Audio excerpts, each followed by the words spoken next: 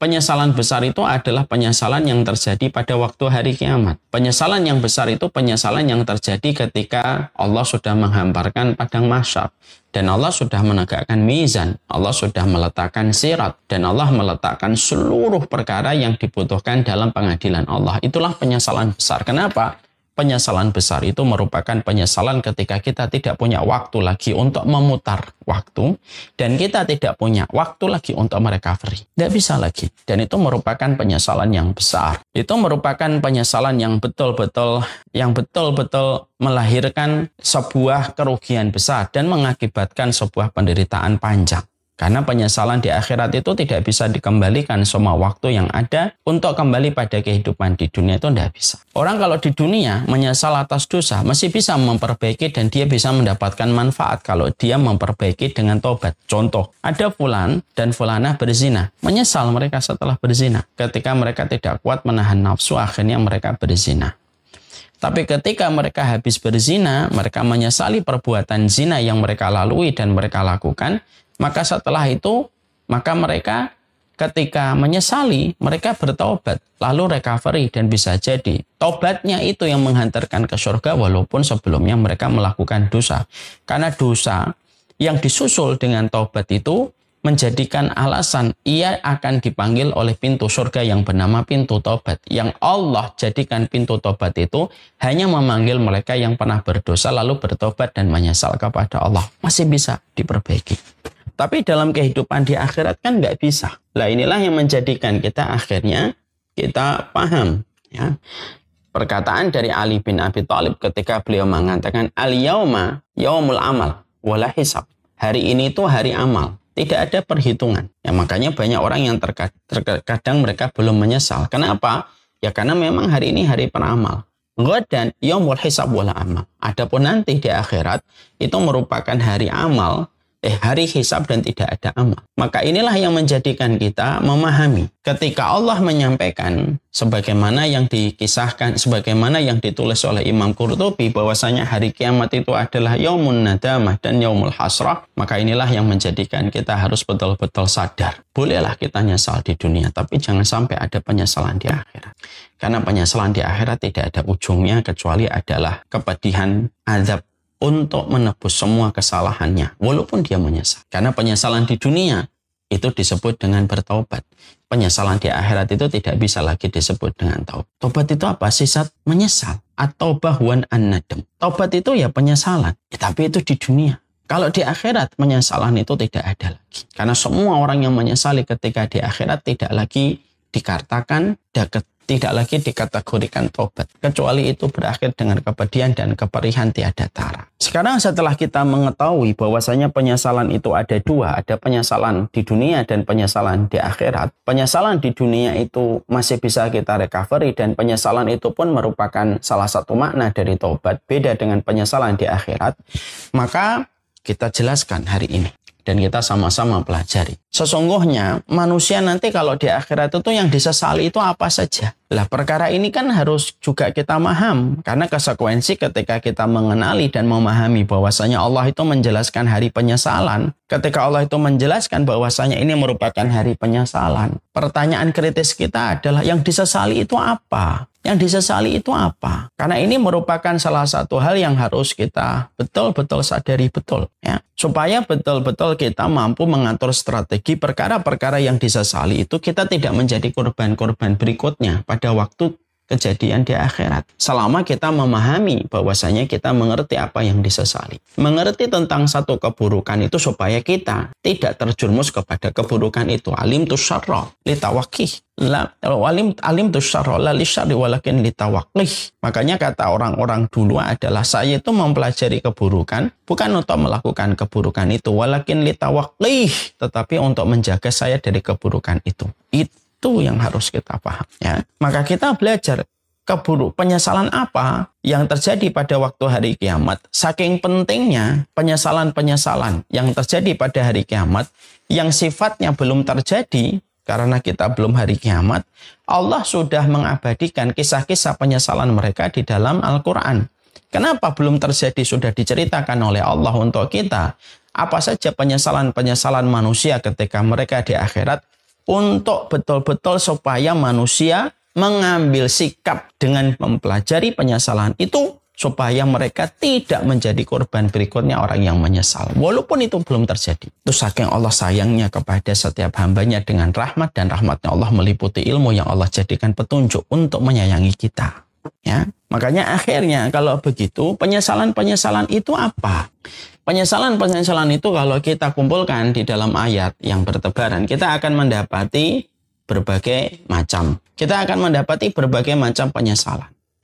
Penyesalan yang pertama, yang termasuk di antara penyesalan seseorang ketika mereka berada di hari kiamat, ya, kalaupun si mayit hari ini yang mati, mereka mampu diberikan izin oleh Allah untuk bicara dengan kita, maka kita akan mengetahui apa yang disesali oleh orang yang telah meninggal dunia, ataupun orang yang nanti pada waktu kehidupan hari kiamat. Maka yang pertama, penyesalan itu diceritakan oleh Allah di dalam surat Al-Furqan. Di dalam surat Al-Furqan, Allah menyampaikan kepada kita ayat yang ke-28. Ketika Allah itu menyampaikan, ya wailata laitani lam attakhid fulanan khalila. Ya. Laqad adallani anid dzikri ba'da idja'ani wa kana syaitan lil insani khadula. Allah itu menyampaikan kepada kita penyesalan manusia ketika pada waktu hari kiamat. Yang pertama adalah manusia itu menyesal. Manusia itu menyesal ketika mereka mengatakan dan perkataan mereka diabadikan oleh Allah. Kecelakaan besar bagiku. Cobalah aku dulu tidak menjadikan orang itu teman dan sahabat karibku. Lam attakhid fulanan khalila. Saya tidak menjadikan dia teman dekatnya. Maka dilanjutkan oleh Allah pada ayat yang ke-28, 29. Laqad adallani anid dzikri ba'da idja'ani wa kana syaitan lil insani khadula. Sesungguhnya dia telah menyesatkan aku dari Al-Quran ketika Al-Quran itu telah datang kepadaku. Dan syaitan itu tidak mau menolong manusia. Ini penyesalan pertama. Jadi ketika seseorang itu mereka berteman, kita harus paham bahwasanya pertemanan itu memiliki dua sisi. Sisi positif dan sisi negatif. Sisi positif itu teman itu bisa menjerumus, bisa mengakibatkan, bisa menyebabkan seseorang itu mendapatkan surganya Allah. Karena sesungguhnya di antara perkara yang bisa memberi syafaat pada kehidupan kita, yaitu teman-teman yang solih, yang memberi syafaat kepada sahabat dan teman-teman mereka. Kan kita paham, syafaat itu terbagi menjadi dua. Ada syafaat amah, ada syafaat khasah, ada syafaat umum, ada syafaat khusus. Di antara ragam syafaat umum itu adalah teman yang memberikan syafaat kepada teman. Ini merupakan hal yang paling indah. Gimana nggak indah sih? Orang berada di neraka, lalu mereka mendapatkan syafaat dari temannya yang masuk ke neraka dengan izin Allah, mengeluarkan teman-teman dan sahabat yang pernah menemani mereka di dalam taat dan di dalam ibadah. Itu kan menggembirakan banget itu. Karena syafaat itu diskon besar. Yang kurang akan dicukupi, yang ganjil akan digenapkan, yang belum cukup akan dicukupkan. Itu fungsinya syafaat. Tapi ternyata itu salah satu sisi. Makanya ketika kita pandai mencari teman kita yang bermanfaat untuk urusan akhirat kita, bersabar bersama dengan mereka. Karena berteman sama penduduk surga yang hidup di dunia itu butuh kesabaran. Disebabkan frekuensi kita dengan frekuensi mereka mungkin berbeda. Dan terkadang kita harus bersabar memahami apa yang menjadi konsep hidupnya mereka. Ya. Tapi di sisi yang lainnya, kita mendapati lam attakhid fulanan khalila. Tapi di sisi yang lainnya, kita mendapati bahwasanya sisi pertemanan itu menyebabkan sisi yang negatif. Karena apa? Cobalah dulu saya tidak mengambil fulan itu teman dan sahabat karibku. Laqad adallani anid dzikri. Dia telah menyesatkan kami dari berzikir kepada Allah ba'da idja'ani. Padahal Quran itu telah datang kepada kami. Jadi nanti pada waktu hari kiamat ada banyak orang yang mereka itu betul-betul menyesal karena tidaklah mereka meninggalkan setiap perintah pada Al-Quran. Tidaklah mereka meninggalkan hadis yang dikatakan oleh Rasulullah sampai meragukan setiap jalan kebenaran. Bukan karena hati mereka yang rusak, tapi hati mereka rusak disebabkan karena pengaruh teman yang menjadikan mereka mengikuti gaya hidupnya yang dia jadikan teman tanpa dia sadari. Laqad adallahu. Dia telah laqad adallani anid dzikri, dan dia telah disesatkan dari sebuah peringatan dari Allah, dan itulah fatalnya kita. Dan itulah salah satu penyesalan besar orang pada waktu hari kiamat. Jadi inilah yang menjadikan kita memahami dalam proses kita mencari teman itu harus betul-betul selektif. Bukan berarti kita menjadi sombong. Tidak. Tapi selektif itu adalah kita tahu semakin kita dewasa semakin kecil circle pertemanan kita. Dan kita tidak perlu circle pertemanan yang besar. Seiring dengan waktu ketika semakin bertambah umur kita. Karena yang kita butuhkan itu yang betul-betul bisa membawa manfaat pada kehidupan yang baik babak yang kedua di akhir. Allah itu tidak memerintahkan kita punya banyak teman. Tidak. Bahkan memiliki pergaulan terlalu luas itu termasuk salah satu penyakit hati. Kata Imam Ibnu Rajab. Makanya Imam Ibnu Rajab itu berkata, penyakit hati itu 4. Banyak ngomong, banyak memandang, banyak makan, banyak bergaul. Pergaulan terlalu luas itu tidak baik. Karena pergaulan terlalu luas itu kita akan kelelahan, kita keletihan untuk menyenangkan pergaulan kita yang terlalu luas. Belum lagi dampak-dampak yang kita dapatkan kalau kita tidak pandai mempertahankan dan mengokohkan sikap kita pada kehidupan. Dan kita tentunya paham, jangan terlalu berbaik sangka bahwasanya kita akan kuat dengan siapapun. Jangan terlalu overestimate sama diri kita. Ketika Allah sudah menyebutkan manusia itu lemah, salah satunya lemah untuk dipengaruhi. Dan kita tentunya paham satu kaidah hikmah dalam bahasa, dalam orang Arab, mengatakan bahwasanya su'ul khuluqi di penyakit buruk itu nular. Dan kita dapatkan fenomena itu nyata. Hari ini itu nyata. Berapa sering kita jumpai ada orang tidak pakai narkoba. Seiring dia circle-nya pakai narkoba. Ada perempuan yang sangat menjaga apa yang dinasihatkan bapaknya untuk menjaga fitrah kesuciannya. Tapi ketika mendapati teman yang rusak kehidupannya, maka seiring waktu, lambat laun akhirnya anak itu lupa peringatan bapaknya dan lebih memberikan loyalitas kepada temannya, lalu berzina. Berapa banyak orang yang asalnya begitu baik, taat kepada agamanya, ketika berteman sama mereka yang tidak punya agama, hilang identitas keislaman dan keimanannya hilang. Itu menjadikan kita paham, itu yang harus kita mengerti betul. Dan itu salah satu penyesalan pada waktu hari kiamat. Makanya Imam Ibnu Rajab lalu menambahi, ada teman yang berfungsi sebagai vitamin, ada teman yang berfungsi sebagai obat, ada teman yang berfungsi sebagai racun. Teman yang berfungsi sebagai vitamin itu adalah teman yang kita butuhkan untuk terus menambah kekuatan kita dan untuk terus menambah semangat kita di dalam mencari kebenaran. Dan saya ingatkan ya, harus sabar memberikan akhlak kepada mereka. Karena mereka tidak bisa kita bersamai kecuali kita memiliki kesabaran bersamanya. Yang kedua, yaitu adalah teman yang berfungsi sebagai obat. Kita membutuhkan pada saat-saat tertentu. Contoh, kamu ahli bisnis. Maka kamu membutuhkan motivasi bisnis. Maka datang kepadanya ketika kamu sedang ingin menambah referensi masalah bisnismu. Sesekali saja dia sebagai obat. Obat itu kan tidak menemani kita setiap waktu.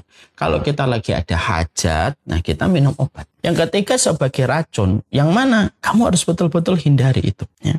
Karena termasuk salah satu di antara penyesalan pada waktu hari kiamat adalah penyesalan. Ketika manusia pada waktu hari kiamat mereka menyesali. Disebabkan mereka mendapatkan teman. Laqad adallani ani dzikri. Mereka lah yang menyebabkan saya tersesatkan dari peringatan yang Allah kirimkan. Yaitu adalah Al-Quran. Ba'da idja'an. Walaupun Quran itu sudah kami ketahui. Itulah yang terjadi di dalam panggung sejarah.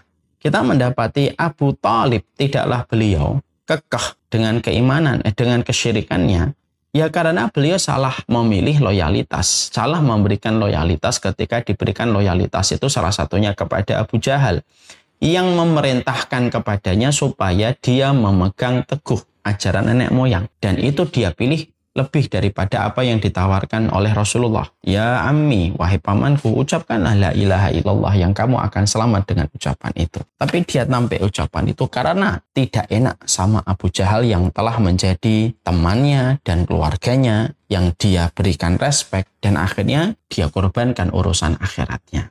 Kita menjumpai Walid bin Mughirah. Akhirnya dia bertahan dan bersikeras di dalam kesyirikan walaupun dia sudah mengetahui yang turun kepada Nabi Muhammad itu bukanlah syair, tapi akhirnya dia ikuti apa yang menjadi keyakinan kesyirikan itu ya karena teman-temannya itu mengingatkan. Kamu yakin akan meninggalkan ajaran nenek moyang kita karena mengikuti Muhammad? Perkataan ini yang akhirnya melunturkan niatnya untuk beriman karena dasar pertemanan dan loyalitas dia kepada circle-nya itu. Ini loh bahayanya. Inilah yang menjadikan kita paham. Pertemanan ini banyak. Pertemanan di kantor, persahabatan kita di klub motor atau klub mobil. Karena pada dasarnya bergabung dan berkumpul dengan semua itu mubah. Nggak apa-apa, tapi selama kita harus tahu parameternya. Bahwasanya ini bisa membawa kebaikan saya kepada kebaikan akhirat. Maka kalaulah yang terjadi adalah kemaksiatan, lalu kita dikondisikan untuk permisif terhadap kemaksiatan itu, mungkin hari ini kamu tidak melakukan kemaksiatan itu, tapi seiring dengan waktu, kamu tidak akan bisa untuk bertahan. Kalau sudah menghadapi serigala yang lapar, kan orang yang bermaksiat itu bagikan serigala yang lapar, dan dia menerkam siapapun untuk menjadi korbannya. Ya. Bukankah homo atau homreng, lesbian itu juga karena pengaruh teman. Bisa jadi ya karena pendidikan yang salah, tapi banyak sekali kasus yang terjadi dan itu ada datanya. Terjadinya perbuatan orang melakukan homo, lesbian itu ya karena circle, atmosfernya yang dia dapatkan setiap waktunya mempengaruhi gaya berpikirnya. Su'ul khuluqi yu'ti, penyakit buruk itu nular. Dan inilah yang menjadikan kita betul-betul waspada. Banyak orang yang gagal menuju kepada surga itu ya karena disebabkan pengaruh buruk dari sebuah teman. Kita tentunya, saya pernah mendengar ada salah satu ustadz, beliau ahli parenting. Allahyarham, beliau sudah meninggal dunia, bercerita. Ada anak dijaga sama orang tuanya. Setiap hari diantar, dijemput. Selama 6 tahun di sekolah Islam yang terkenal di Indonesia, terutama di Jakarta. Tapi ternyata anaknya itu walaupun dijaga dengan begitu ketat, terjerumus kepada sebuah penyimpangan. Dan ternyata tanpa disadari walaupun dijaga ketat oleh orang tuanya, ternyata temannya, faktor temannya itulah yang mempengaruhi gayanya dia ketika berpikir. Ya. Makanya di dalam Islam, kita ini di dalam pendidikan kita sebagai orang tua, bukan hanya kita mendidik mereka dengan agama, bukan hanya bagaimana kita memberikan contoh untuk mereka dan teladan, tapi memastikan kita ini harus punya referensi teman yang bisa dijadikan menjadi sahabat untuk anak kita. Karena kalau kita tidak mencarikan lingkungan untuk mereka yang akan mencari sendiri, dan ketika mereka mencari sendiri tanpa ada ilmu. Dan akhirnya apa? Ya sebuah kerusakan yang terjadi. Itulah hikmahnya. Kenapa orang mukmin itu disuruh kumpul sama orang mukmin, tidak usah berjauh-jauhan. Kenapa orang mukmin disuruh untuk bermuamalah, berukhuwah dengan baik? Supaya kita senantiasa memiliki kekuatan. Salah satunya nanti adalah anak-anak kita memiliki lingkungan yang baik. Jadi kenapa kita diperintahkan di dalam sunnah untuk berdekatan dengan orang solih, bertetangga dengan orang berilmu. Bahkan kalau bisa lingkungan kita adalah lingkungan yang sama-sama taat kepada Allah. Kenapa kita di dalam sunnah ada kultur perintah yang semacam ini dan anjuran untuk kita? Karena di balik perintah supaya kita bertetangga sama orang solih, supaya kita mendapati anak kita itu memiliki lingkungan yang baik. Ya. Ini memiliki lingkungan yang baik. Ini sampaikan sebuah kisah nyata. Ada sebuah kisah nyata yang semoga Allah merahmati keluarga ini. Ada satu keluarga. Mereka menjaga betul anaknya dengan pendidikan agama. Nah, dia hidup dalam satu komplek yang heterogen. Dia tahu ada tetangganya. Tetangganya ini anaknya tidak terlalu diperhatikan dan tidak terlalu diawasi karena orang tuanya bekerja. Sang anak punya teman tetangganya. Lalu sang orang tua, terutama sang ibu ya tidak menyadari apa-apa, tidak menyadari apapun dan tidak merasakan gejala apapun. Ya sudah, namanya juga bermain di tetangga. Udah bermain di tetangga pulang, bermain di tetangga pulang, bermain tetangga pulang. Tidak ada yang tidak ada yang ganjil dalam hal itu. Sampai pada satu waktu, anaknya yang perempuan yang sering main ke tetangga ini usianya sekitar 7-8 tahun. Masih mulia sekali. Ternyata dia melihat dia meminjam handphone. Dan ketika meminjam handphone, dia scrolling ke sana, browsing ke sini, browsing ke situ. Ya. Lalu setelah selesai, dia kembalikan handphone itu ke ibunya. Dia pun belum mendapatkan handphone. Lalu sang ibu penasaran, apa sih yang di-scrolling dan di-browsing oleh anaknya. Dan ketika dibuka, yang didapatkan adalah browsing dan scrolling tentang pornografi. Luar biasa. Ibunya kayak dihantam dengan batu yang sangat besar. Waget, marah, kecewa jadi satu. Di sidang anaknya. Ditanya, loh kamu kok bisa buka kayak gini tuh dari mana kamu belajar? Anaknya pertama kali tidak ngaku. Sampai akhirnya diajak komunikasi, akhirnya keluarlah pengakuan. Dia mendapatkan itu dari tetangganya. Nah tetangganya kok bisa Padahal anaknya seumuran 7-8 tahun perempuan. Karena ternyata tetangganya itu punya kakak yang sudah SMP dan suka memperlihatkan itu kepada adiknya dan adiknya mengajak yaitu anaknya untuk melihat itu. Insya Allah. Apa yang terjadi? Anak itu akhirnya kecanduan melihat. Padahal di rumahnya dijaga. Di rumahnya dijaga. Bahkan anak itu belum mendapatkan handphone dari orang tuanya. Itu menunjukkan orang tuanya perhatian. Ternyata mendapatkan hal semacam itu menimpa kepada anak mereka itu kan luar biasa. Dan ternyata kebiasaan, akhirnya agak tantrum ingin mendapatkan handphone. Masya Allah, anak seusia 8 tahun. Sampai akhirnya dibawa psikolog. Lah psikolog lalu mengatakan akibat dari itu, akibat yang terjadi dari itu apa? Ya akibat dari peristiwa itu adalah sesungguhnya psikolog mengatakan ini tidak bisa dihilangkan. Yang bisa dilakukan hanya mendefrak. Ibarat laci itu banyak. Laci pornonya ini ditaruh di paling bawah, disibukkan dengan aktivitas-aktivitas yang lain. Dan itu pun tidak bisa menjamin tidak akan muncul di satu waktu. Masya Allah. Dan betul, setelah beberapa waktu kelihatannya sudah kelihatan sembuh. Satu waktu dia sakit ditemani sama neneknya. Neneknya dipinjemin handphone. Buka kembali. Apa nggak remuk ini? Makanya akhirnya kita paham.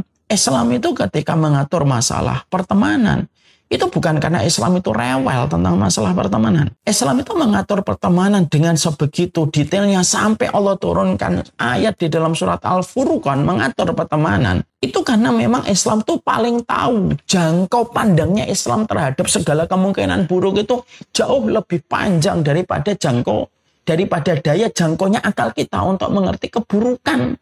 Orang yang tidak paham Islam ketika pertama kali belajar ini mungkin akan komentar, alah lebay Islam itu temenan kok ngatur sampai segitunya. Santai aja, memang anak itu sekarang ini udah jangan terlalu dipaksa, jangan terlalu dikekang gitu. Memang betul nggak boleh terlalu mengekang, tapi tidak boleh losdol. Kita membiarkan anak itu akhirnya mereka memiliki dampak yang semacam itu. Coba kita bayangkan Bapak dan Ibu, orang tuanya belajar syar'i, belajar sunnah. Tapi mendapatkan musibah ini ketika putri mereka baru berusia 8 tahun. Loh, apa nggak remuk itu hati mereka? Ya remuk lah, seremuk-remuknya itu. Dan itu karena teman, karena pergaulan tetangga. Di situ kita paham kenapa Islam mengatur, kenapa Islam menerangkan beberapa kali penyesalan orang yang salah mengambil pertemanan. Kenapa dalam sunnah kita diperintahkan untuk dekat dengan orang solih. Ya karena itu mahal harganya. Makanya psikolog Barat hari ini baru mereka mengatakan kan dalam dunia pendidikan bahwasanya yang menjadi guru untuk anak kita itu ya orang tuanya, guru di sekolahnya, dan lingkungan. Dan terkadang lingkungan itu bisa merebut anak dari pendidikan guru dan orang tuanya. Ya. Dan kita memang harus tegas dalam boundaries ini. Dan sikap orang tua itu harus boundariesnya itu harus kuat. Lalu jangan akhirnya dikatakan. Yang dikatakan itu apa? Udahlah jadi orang tua itu yang moderat gitu. Apa sih maksudnya mengatakan diri kita itu moderat dengan membiarkan anak kita semau-maunya gitu berteman gitu. Ya padahal kita tahu keilmuannya kayak apa. Kita tahu bagaimana amal anak kita di dalam rumah itu kayak apa. Yang paling tahu itu orang tua kan. Yang membuat kadang saya bingung. Tolong kalau memang saya salah, ya sudah benarkan saya aja. Tapi kalau kadang itu yang membuat saya bingung itu apa? Ada ibu, ada bapak, tahu kualitas anaknya itu kayak apa. Bangun sholat subuhnya jam berapa. Dikirnya nggak pernah. Mendekat kepada Allah, dikirnya juga nggak pernah dia kerjain gitu. Kita tahu bagaimana ketaatannya kayak apa. Lah giliran anaknya ketika mencari pergaulan, lalu orang tuanya mengatakan, ya kita si orang tua moderat, membiarkan anak itu memilih siapa lingkungannya. Lu kan kamu tahu kualitas anakmu di dalam rumah itu kayak apa. Dan selemah apa pertahanan anakmu. Jangan menutupi lagi kesalahan kita ketika tidak bisa mengontrol anak kita di rumah. Lalu kita menutupi kesalahan lagi untuk mengontrol pergaulan anak kita. Lalu kita mengatakan, oh kita udahlah lebih baik ngaku. Kita memang lemah ya dalam menjaga aman. Ini yang kita harus mengerti. Makanya akhirnya penyesalan ini termasuk salah satu, ini baru penyesalan yang pertama. Ini baru penyesalan yang pertama pada kehidupan kita. Penyesalan itu adalah ketika orang itu akan menyesali bagaimana pertemanan itu merusak. Kita juga menyesali bagaimana berapa banyak nanti orang itu yang menyesali ketika dulunya dia akhlaknya baik berteman sama akhlak yang buruk. Dan cukuplah akhlak buruk itu apa? Yang gampang menyesatkan. Dia berteman sama orang-orang yang gampang menyesatkan. Sama itu buruknya. Akhirnya dia ikut-ikutan untuk gampang menyesatkan tanpa dia sadari kalau sudah menuduh dan memvonis orang. Dosanya gede banget. Dan mungkin itu yang akan disesali. Ya Allah, saya dulu menodai kehormatan fulan, menodai kehormatan fulan, menodai kehormatan fulan. Kan ngikutin dia. Lu dianya malah, sekarang dianya malah babak belur. Sulhul kiyuti. Penyakit burung itu nular. Yes, makanya salah satu doa sederhana saya kepada Rabb satu, ya Allah, kalau ada di antara orang yang belajar atau orang yang dekat dengan saya, dia gampang memvonis orang, dia gampang untuk menghujat orang, gampang mengeluarkan orang dari kebenaran, jauhkan ya Allah, ganti yang lebih baik daripada mereka. Dan kalaupun saya semacam itu, ya Allah, koreksi saya, terima taubat saya, ya Allah. Dan jadikan sikap hati saya lebih baik daripada yang semacam. Karena ini termasuk salah satu penyesalan-penyesalan pada waktu hari kiamat. Makanya Rasulullah SAW kan sampai beliau berdoa itu, meminta cinta itu bukan hanya cintanya Allah, tapi meminta cintanya orang-orang dan manusia yang cinta sama Allah.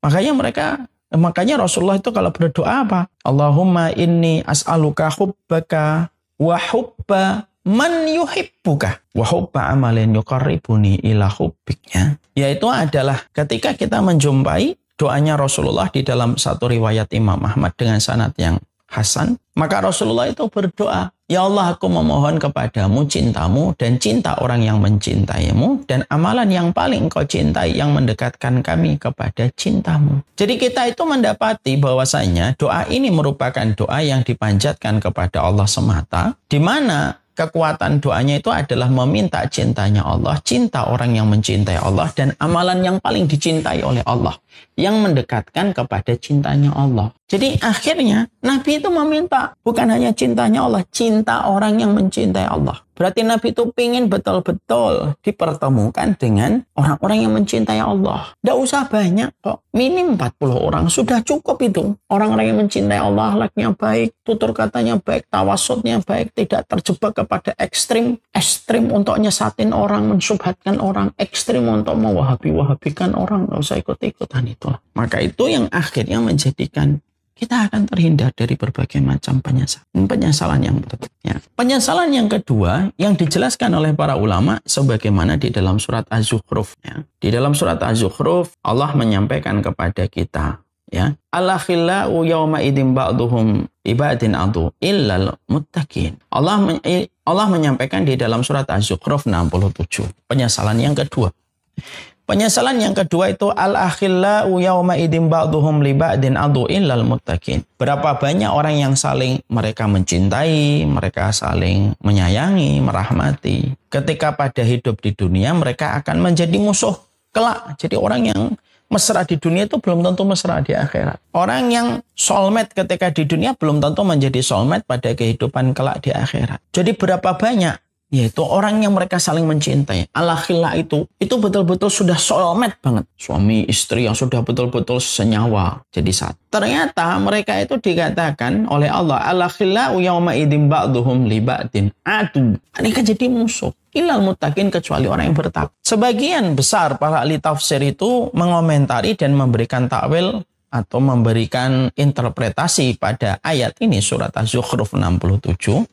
Maka ahli tafsir itu mengatakan sesungguhnya termasuk salah satu penyesalan manusia ketika mereka nanti di akhirat, ketika terjadi pertengkaran yang melelahkan, meletihkan, itu adalah ketika keluarga yang Allah karuniakan untuk mereka ketika di dunia, tapi justru keluarga itu bermaksiat kepada Allah dan menjadi support system dalam kemaksiatan dan dosa. Maka itu menjadi penyesalan pada waktu hari kiamat nanti. Support sistem dosa itu apa? Ya ketika mereka tidak melaksanakan kewajiban mereka kepada Allah. Mereka melihat satu persatu di antara anggota keluarganya bermaksiat kepada Allah, berdosa kepada Allah, membiarkan kemaksiatan itu terjadi, meridhoi, bukan hanya membiarkan, bahkan mungkin condong untuk meridhoi perbuatan itu. Maka sesungguhnya satu keluarga yang tumbuh dari perilaku kemaksiatan yang dibiarkan, maka itu akan menjadi salah satu sebab penyesalan besar pada waktu hari kiamat. Sehingga tidaklah keluarga itu ketika berkumpul di dunia, dikumpulkan kelak di akhirat, bukan dalam kondisi mereka sebagaimana liburan di musim panas, tapi mereka dikumpulkan kembali dalam kondisi saling membenci sebenci-bencinya kepada anggota keluarga yang lainnya, karena perbuatan saling mendiamkan kemaksiatan itu menjadi sebab besarnya mereka terawasi oleh neraka yang akan menjilat mereka. Dan itu menjadikan mereka itu ingin mencari kambing hitam. Makanya dikatakan oleh Imam Ibnu Katsir, berapa banyak nanti bapak digugat sama istrinya. Walaupun istri itu dicintai oleh sang suami sepanjang hidupnya. Dan sang suami itu mungkin karena salah cinta tanpa ilmu, lalu dia terus membiarkan istrinya melakukan kemaksiatan dan dosa, dan terus dibiarkan sang suami membiarkan kemaksiatan itu terjadi, maka sikap membiarkan sang istri melakukan dosa dan kemaksiatan di depan matanya, itu menjadi bom waktu yang meledak pada waktu hari kiamat. Dan itu menjadi sumber penyesalan. Ya Rob, saya menikahi istri saya, tapi saya yang paling bertanggung jawab di hadapan engkau. Ya. Istri nanti akan menyesal ketika sang istri itu merasa bahwasanya dia terjerumus kepada perbuatan dosa karena sang suami tidak melakukan kewajibannya untuk menjaga dirinya dari api neraka. Anak banyak yang menggugat kepada Allah. Ya Allah, kami itu melakukan dosa ini ya karena orang tua kami yang membiarkan kami untuk mendekati api neraka. Banyak orang tua yang tidak sanggup melihat anaknya terbakar oleh api di dunia, tapi membiarkan anaknya menuju kepada api di neraka. Nah, itu penyesalan-penyesalan yang tidak gampang itu. Punya keluarga itu tidak ringan. Punya keluarga itu ada komitmen, ada kewajiban, dan ada konsekuensi yang harus dipegang. Makanya ketika mendapati penyesalan yang kedua, penyesalan anggota keluarga dengan anggota keluarganya. Yang indah kalau kita perhatikan, bagi Bapak dan Ibu yang membawa mushaf, coba dibuka surat Az-Zukhruf 67. Di situ Allah menyampaikan al-khillau, yaitu pasangan yang saling sangat mencintai. Pasangan yang saling sangat mencintai. Di dunia itu, kalau bahasa saya dulu ketika masih SD, soulmate-nya, CS-nya. Kalau bahasa hari ini itu soulmate, betul-betul. Mereka itu saling mencintai, bahkan ketika meninggal salah satu di antara mereka berurai air mata yang luar biasa itu. Tapi yang sangat membuat kita terhenyak pada ayat ini, setelah Allah menyebutkan kata al-khilla, saling mencintai, maka di tengahnya Allah menyebutkan kata aduun. Aduun itu jadi musuh. Kan kita tidak bisa ngarepin ya. Kayak kita loh, kayak sekarang itu. Kita lihat kasus-kasus rumah tangga artis itu. Yang dulunya kayak apa, saling mencintai sampai nebar romantisme di atas panggung. Nah sekarang itu mereka bermusuhan. Sampai mereka tidak mau untuk melihat satu dengan yang lainnya. Bahkan bertegur pun harus membuang muka. Itu kan kontras sekali. Maka akhirnya itu keadaan di dunia, keadaan di akhirat itu jauh lebih mengerikan daripada kejadian permusuhan ketika di dunia. Kenapa? Permusuhan itu terjadi ketika api neraka itu sudah kelihatan oleh mata yang tidak bisa lagi dinafikan. Ya akhirnya saling menggugat untuk mencari kambing hitam, untuk melepaskan tanggung jawab supaya mereka tidak masuk list orang yang dijilat oleh api neraka. Lah ketika semangatnya untuk nyelamatin diri itu kan apapun bisa dijadikan korban. Kalau memang dulu tidak pernah membela Allah dalam kebersamaan, mereka akan melakukan apa saja. Sekarang aja pasangan suami istri walaupun dulu saling mencintai, romantisme di atas panggung, kalau sudah pisah saling membela dirinya. Apalagi ketika pada waktu pengadilan Allah. Makanya akhirnya Imam Ibnu Katsir itu mengatakan, banyak suami yang menyesal, istri saya inilah yang menyebabkan saya neraka. Banyak istri yang menyesal walaupun ketika mereka di dunia rukun serukun-rukunnya dan cinta mereka menjadi menjadi salah satu tren bagi banyak orang. Tapi ternyata di akhirat itu mereka menyesali. Dan itu penyesalan yang kedua. Penyesalan ketika satu keluarga yang Allah berikan karunia mereka berjumpa, yang mempertemukan mereka Allah, yang memberikan rezeki air mereka Allah, yang memberikan rezeki nafas itu Allah, yang memberikan batu bata itu sampai terbentuk rumah mereka itu adalah Allah. Lalu tidak sama sekali mereka mengarah kepada Allah. Itu kan gak main-main kan? Sama analoginya kita ngasih orang bisnis, modal kita beri gratis, tempat kita kasih free, tidak usah rental, semua kebutuhan kita cukupi. Tapi Bisnis itu tidak sama sekali dipakai untuk memberikan kebaikan untuk kita, tapi justru untuk melakukan sesuatu yang kita nggak suka. Itu. Sehingga akhirnya yang didapatkan adalah penyesalan panjang. Al-akhillau yawma idzin ba'duhum li ba'din adu ilal muttaqin. Ini yang menjadikan kita harus terus sebagai pasangan suami itu meminta tolong sama Allah. Bukan hanya mencintai, sekedar mencintai. Tapi mencintai yang betul-betul karena Allah. Ketika cinta karena Allah itu tidak membiarkan. Hati-hati loh. Cinta kepada keluarga termasuk salah satu cinta yang bisa menjadikan kita terjerumus pada cinta yang dibenci oleh Allah ketika cinta itu dibangun untuk meninggalkan ketaatan kepada Allah. Karena cinta itu satu perasaan yang sangat indah, manis betul kayak gula. Kalau kita tidak sadari dengan takaran yang benar, ya kayak gula di dalam tubuh menjadi diabetes. Nah, cinta itu juga sama. Cinta kepada keluarga itu ada takarannya. Dan cinta kepada keluarga itu tidak boleh mengalahkan cintanya kita kepada Allah. Makanya saya kagum sekali dengan sikapnya Buya Hamka. Buya Hamka itu, Soleh. Buya Hamka itu ketika meninggal istrinya, beliau itu sedih. Dan Buya Hamka itu sangat mencintai istrinya. Mencintai istrinya. Tapi yang menarik adalah Buya Hamka itu ketika meninggal istrinya, frekuensi beliau mengaji jauh lebih banyak daripada sebelum istrinya meninggal dunia. Dan sering sekali beliau itu sholat 2 rakaat. Lalu ditanya sama anaknya, wahai bapak Buya, kenapa engkau mengajinya lebih banyak dan sholatnya lebih banyak? Dan sering sekali sholat 2 rakaat. Perhatikan jawaban Buya Hamka. Iya, karena aku khawatir. Jangan-jangan cintaku kepada istriku mengalahkan cintaku kepada Allah. Maka setiap aku ingat istriku, yang aku lakukan membaca kalimat Allah dan membaca firman-Nya Allah. Karena membaca firman-Nya Allah itu menunjukkan cintaku kepada Allah. Aku ingin supaya kesedihanku memikirkan istri itu aku kalahkan dengan aku membaca lebih banyak supaya aku pengen menunjukkan, ya Allah, walaupun aku cinta sama istriku, tetapi aku lebih cinta kepada Engkau. Ditanya lagi sama anaknya, kenapa sholat 2 rakaat Bu ya? Karena sholat 2 rakaat itu saya sholat tobat, saya khawatir kalau kasih sayang yang tertanam di hatiku untuk ibu kalian yang sudah meninggal dunia itu lebih besar daripada cintaku kepada Allah. Dan ketika aku khawatir itu lebih besar, aku sholat 2 rakaat.